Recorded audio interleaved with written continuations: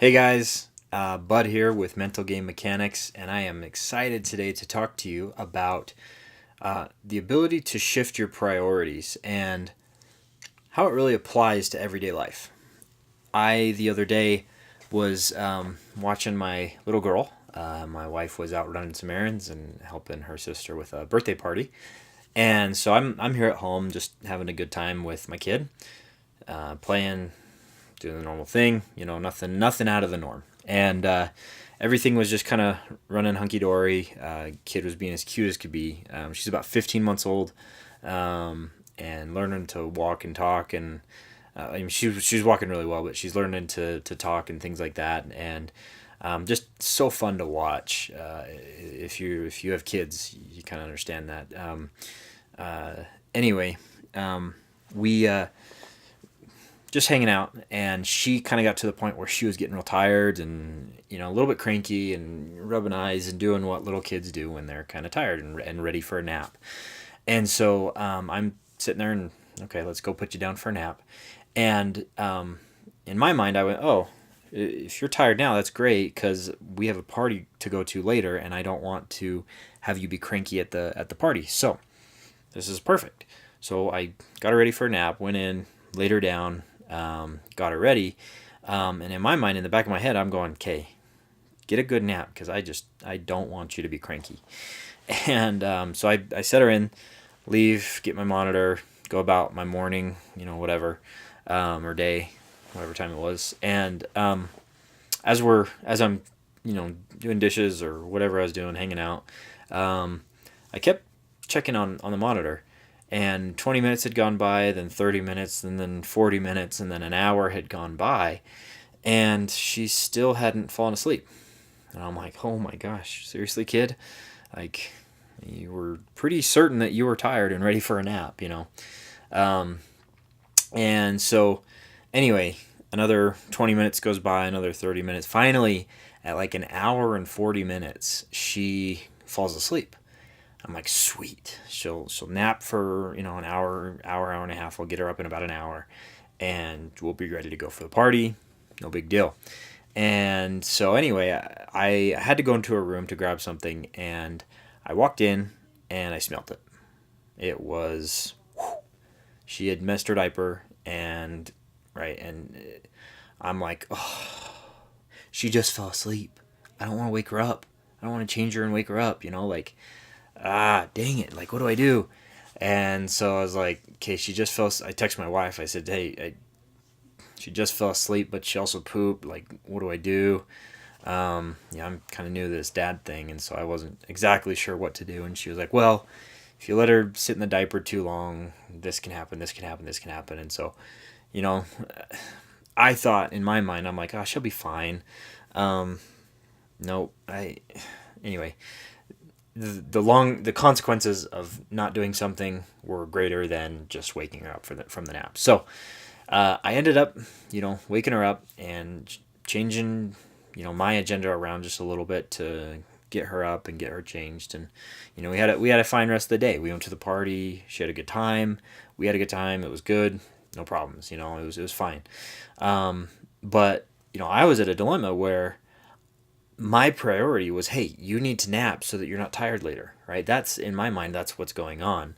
Obviously, she had a different agenda, but just because I was focused on her having a nap doesn't mean that that's actually what she needed or even maybe wanted, right? In my mind, I had made the decision that she needed to take a nap, not her. I mean, she had some signals, and I was like, oh, I jumped to the conclusion that she needed a nap. Maybe she needed something else. I don't know, right? It's not the point. The point is that if there's a more pressing priority than the one that you currently have, something that, is really quite important, it's not always going to be convenient for you, right? If you've got a priority and no, this is what I'm doing, and I have to do this, but if something more important comes in front of that priority, that's not a convenient priority. It's inconvenient. But guess what? It's still an important priority. It's still something that comes in front of something else, right? It jumps the line, so to speak. It gets in front of whatever it is that you're doing because it's a more pressing priority. It's probably something that you just don't want to do, right? Sometimes we get into that mode where, I just don't want to do it. I don't want to do it, right? I totally understand. I totally get it, right? And it's normal. Everybody goes through that. But if you can make a little mindset shift and say, you know what, I don't want to do it, but it's a priority. Let's deal with it. It is what it is. There's some power there.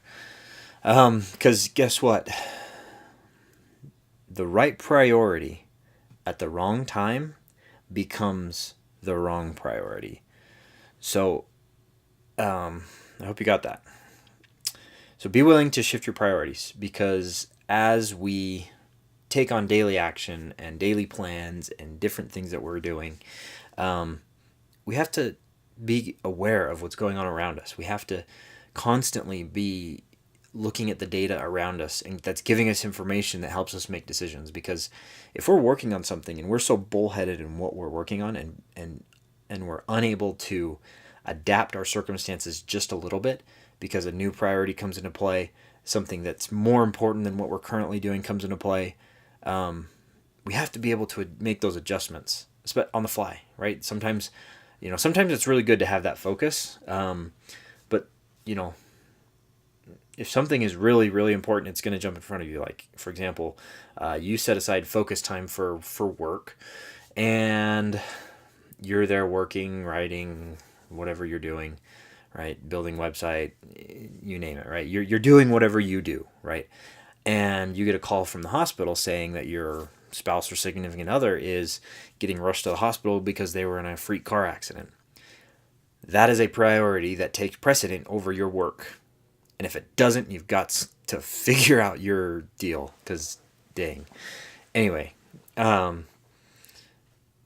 priorities can shift, and you have to be willing to adjust on the fly and unexpectedly sometimes.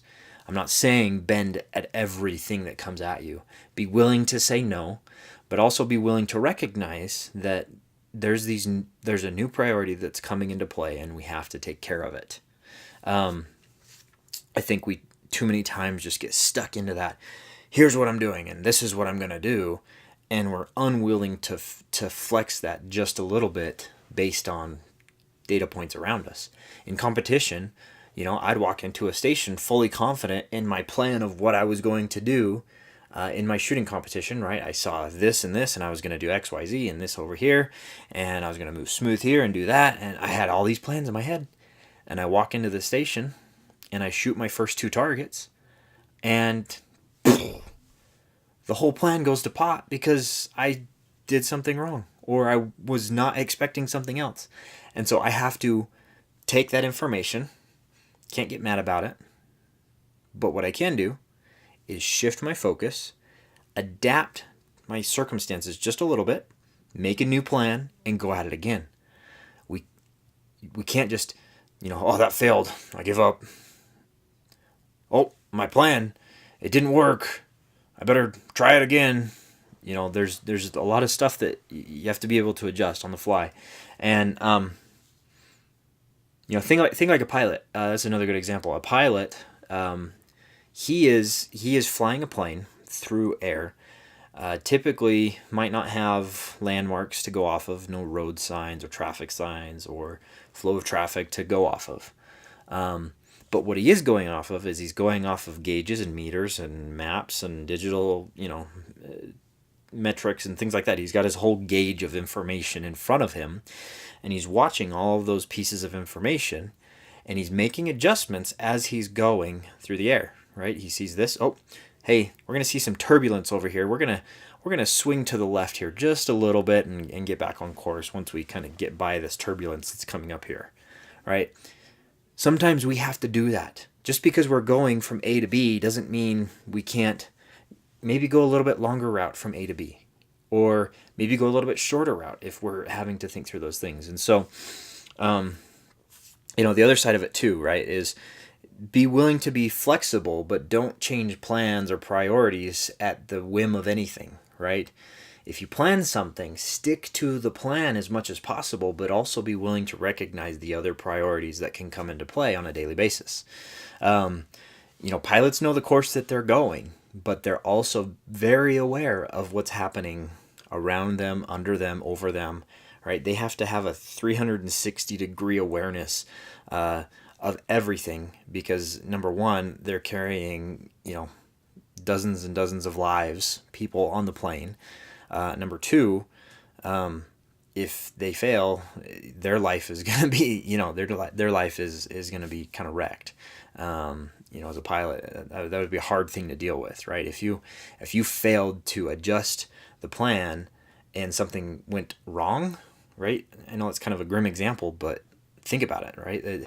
There's some power in being able to adjust your plan around something else. And so, as you get into this, tactically speaking, on a day-to-day basis, take time to just, in the morning, right? For me, I do all my planning at night. So I do a weekly planning at the beginning of the week, and I kind of say, okay, here's the things that I want to do throughout the week, and I kind of mark them out. And then on a daily basis, I rewrite what I'm doing the next day. Okay, so it's just from day to day. So Monday night to Tuesday night to Wednesday day. Right, that's kind of how I do it. But doesn't mean I don't look at my plan again on Wednesday morning and go, hey, is this right? Is this right? Is this going to work? Is this going to work? I'm always evaluating my day. And if I have to change some things, then I have to change some things, and that's okay. But I strive to stick to what my plan was.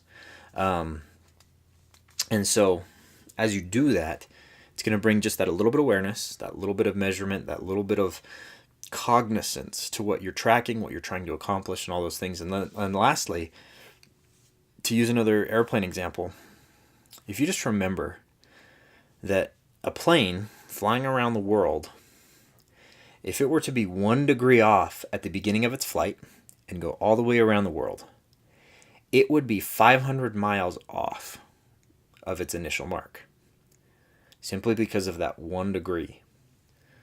That's that one moment that you were perhaps unwilling to change your priorities. That's perhaps one small mistake, right? But then because of that one small mistake that was never corrected, we went all the way around the world and we were 500 miles off mark. Okay?